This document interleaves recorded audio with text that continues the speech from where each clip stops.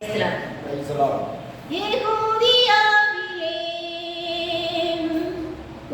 கிராமத்தில் ஒரு தருமாசத்தின் குளிரன்றாரே ராபாத்திருന്നു ரஜபாலக தேவநாதம் கேட்டு ஆமோதராய் வர்ணராஜிகள் திடரும் வானில் வெள்ளி மேகங்கள் ஒழுகுங்காரே ராஜகுமாரியோடத்து முத்திங்கள் கலபாடி க்ளோரியாய் அமர்த்திங்கள் கலபாடி க்ளோரியாய்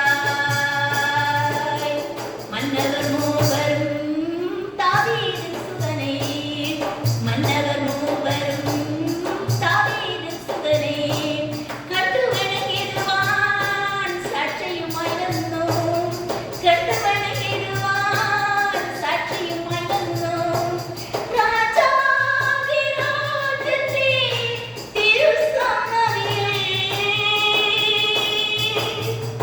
ராஜாதி ராஜனே திருசன்னதியே சாட்சிகள் வச்சு வணங்கி யெகூதியாவிலே ஒரு கிராமத்தில் ஒரு தருமாசத்தில் குடியிருந்தாரே ராபாத்திருന്നു ரஜபாலக தேவநாதம் கேட்டு ஆமோதராய் வர்ணராஜிகள் திடரும் வானில் வெள்ளி மேகங்கள் ஒழுகுங்காரே தாரக ராஜகுமாரியத்தொழுத்திங்கள் கலபாடி க்ளோரியாய் க்ளோரியாய். கிறிஸ்துவுக்குள் பிரியமுள்ள தேவ பிள்ளைகளே, உங்கள் அனைவருக்கும் என் அன்பின் வாழ்த்துக்கள். இன்று கர்த்தராகிய ஆண்டவர் எனக்கு கொடுத்த வசனம், உங்களோடு பகிர்ந்து கொள்ள எனக்கு கொடுத்த வசனம் மார்க்கு 4:8.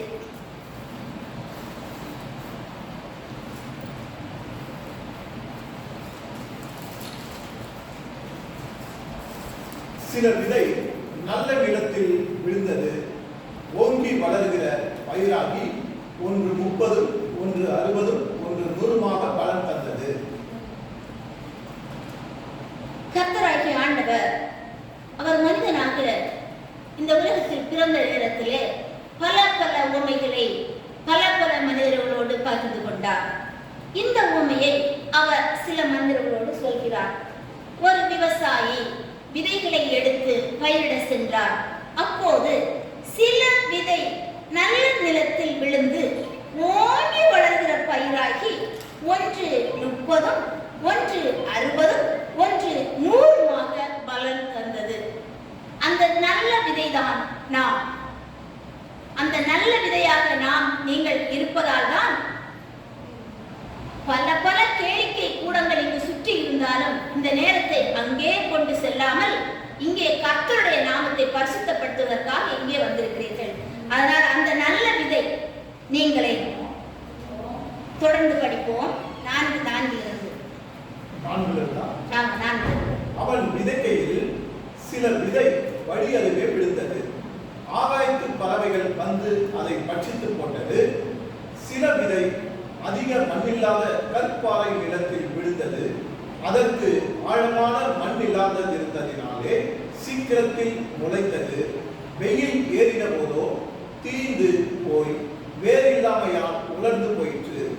சில விதை முள்ளுள்ள இடங்களில் விதைத்து முள் வளர்ந்து அது பலன் கொடாதபடி அதை நெருக்கி போட்டது.